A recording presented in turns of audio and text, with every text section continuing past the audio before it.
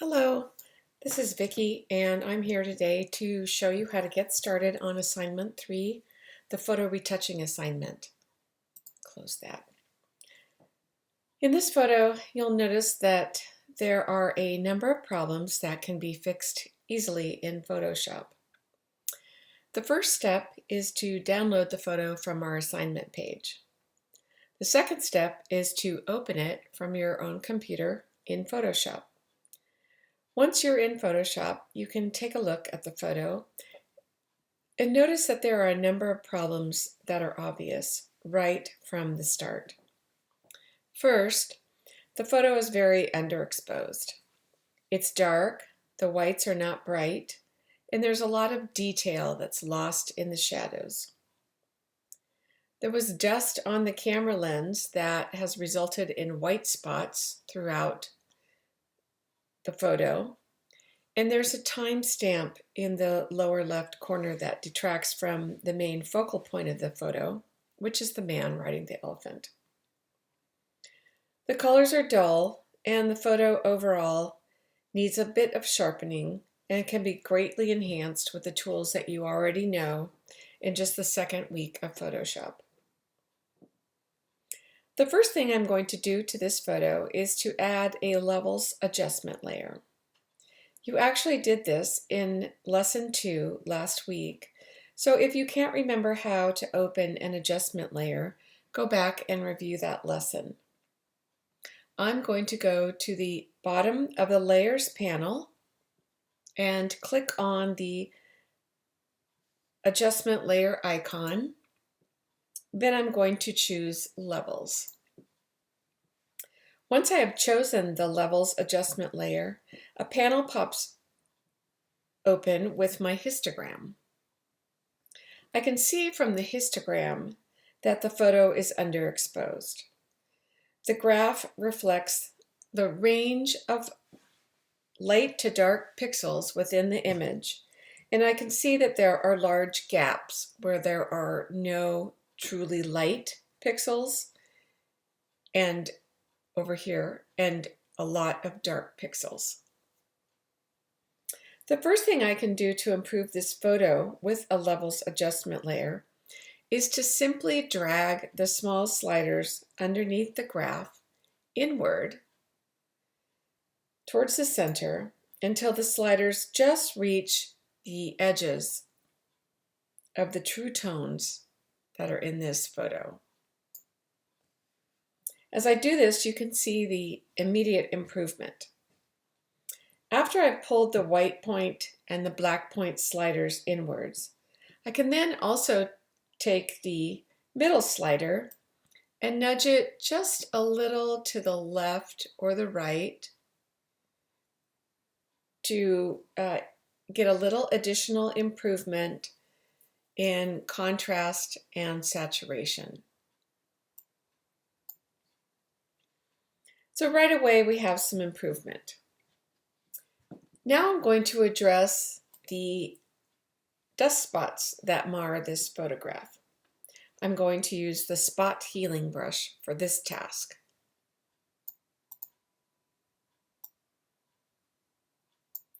I select the spot healing brush from my tools panel on the left. I can adjust the size of the spot healing brush on the fly by using my bracket tools located on my keyboard. I want to have the size of the spot healing tool just a little over the size of the dust speck that I'm attempting to eliminate. Once I have the size set, I just click one time over the dust spots on my background layer and they disappear.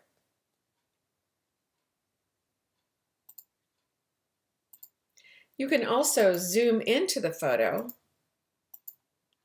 and move around the photo by using the space bar on your keyboard, which turns whatever tool you're using into the hand icon and allows you to move around the screen.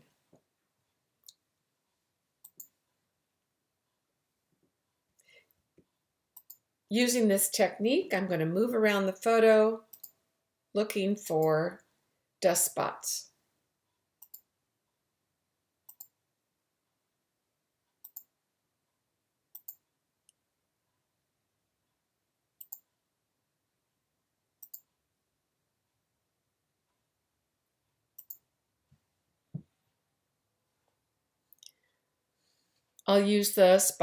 I'll continue to use the spot healing tool to eliminate them.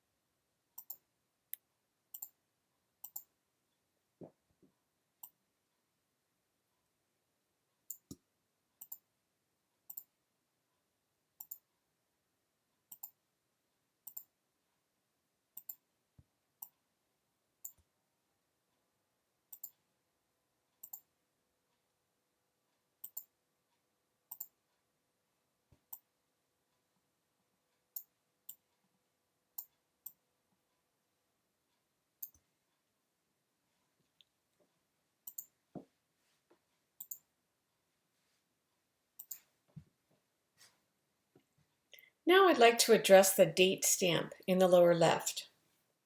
There are a number of ways to remove the date stamp, including the clone tool, but I'm going to try using the content-aware patch tool, which is another tool that you learned in lesson 2. Selecting the content-aware patch tool, move tool,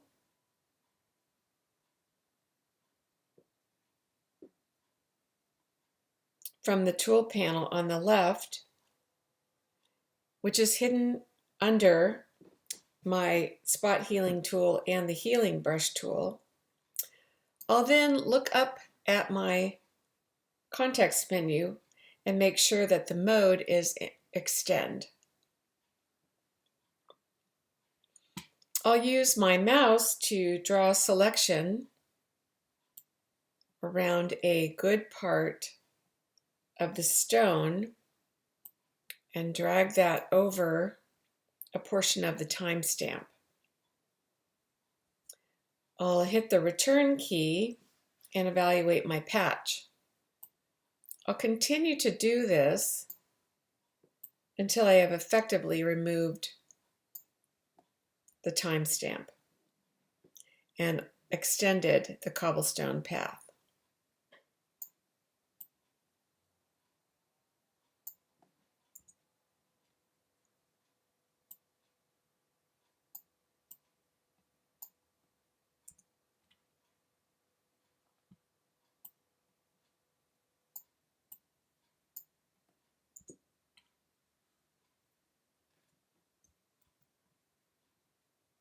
As I mentioned, there are other ways that you can go about this task, including using the clone stamp tool. But in my opinion, this has erased the timestamp and the patch is not too noticeable, so I'm going to leave it. To increase overall saturation, I'm going to do a quick hue saturation adjustment layer and bump up the saturation just a bit.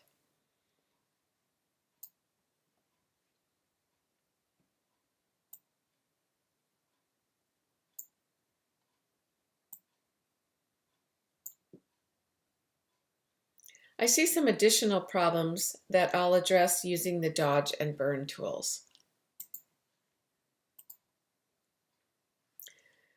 The dodge and burn tools are traditional photographer tools based on darkroom techniques for regulating exposure on specific areas of print. Photographers would hold back light to lighten an area on the print, dodging, or increase the exposure to darken areas on the print, burning. The more you paint over an area with the dodge and the burn tool, the lighter or darker it becomes. It's very important to remember that applying the dodge and burn tools permanently alter the image information. So in order to do this type of adjustment non-destructively, we want to work on a duplicate layer. I'm going to duplicate my background layer and I'm going to rename it Dodge Burn.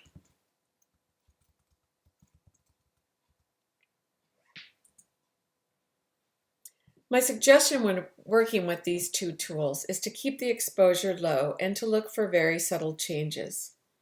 I'll demonstrate how it can bring out a little more detail in the chain by using the Dodge tool, which should lighten the highlights of the metal.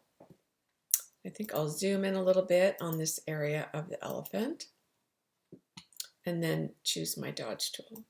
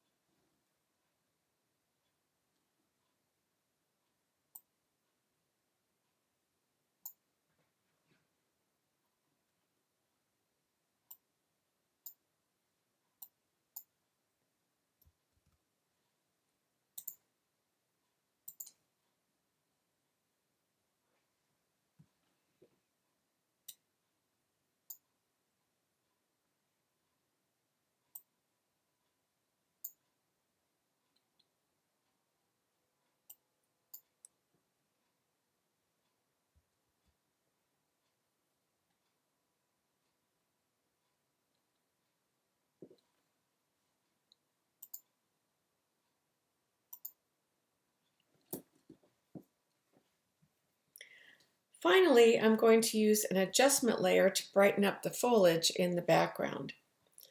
To do this, I'm going to use the Quick Selection tool. Make sure you click back to your background layer. Now click and start choosing the background.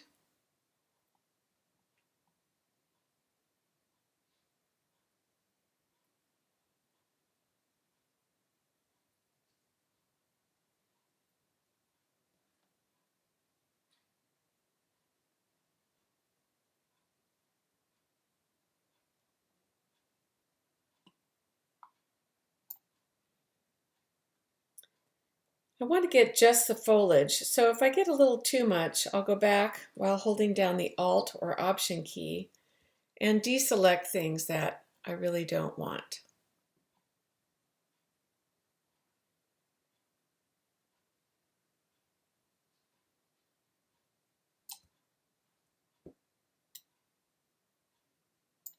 Like the man on the elephant. When I have a pretty good selection of the background, I'll go back to my Layers panel go to my Adjustment Layers menu and choose Hue Saturation. I'm going to play around with the hue to make the foliage just a little bit greener.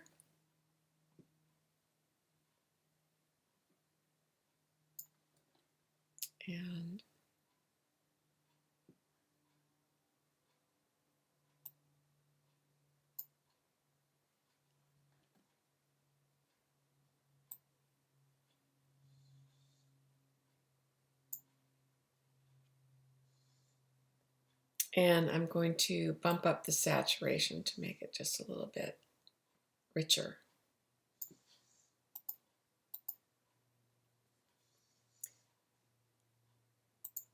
And there you have it.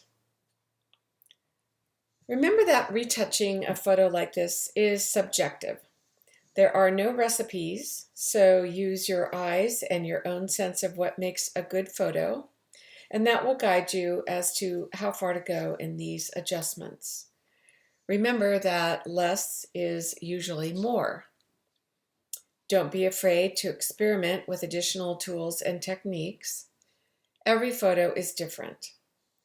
Remember that you can add or duplicate layers, and if you don't like your results, you simply turn off the visibility or delete those layers. Most of all, have fun.